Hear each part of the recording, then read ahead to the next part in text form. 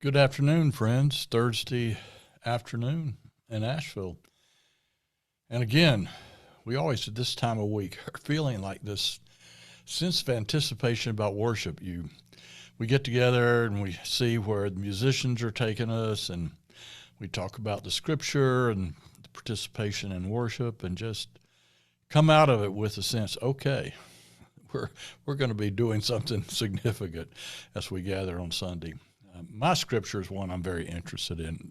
Patrick and I were talking this week. We've been on a little bit of a Old Testament train recently, and we're going to stay there. One of the great narratives of scripture is the book of Daniel, Shadrach, Meshach, and Abednego. Don't you just love to hear the sound of that? It sounds like a, 8th century BC brokerage firm or something.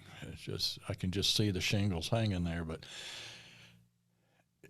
in some ways, people can say, oh, this is a really interesting tale, but it's very ancient.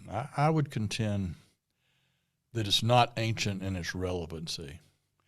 Now, we don't find ourselves in the plain of Dura facing the fiery furnace, but I think in very subtle ways, we get ourselves to these little impromptu crossroad stands where we have to make choices. As someone had said, after you lived in Babylon so long, you don't realize you've been taken in by lesser gods. So we're going to look at that. We're also going to look at the very hopeful and promising end of the story.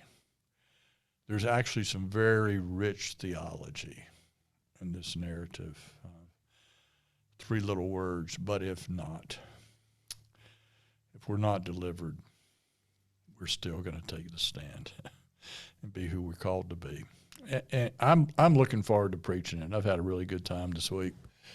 Living into the scripture. Once again, we're going to have some great music. We have good times ahead. First Sunday in October, Children's Sabbath, 3rd grade Bibles, multitude of children choir participating in worship.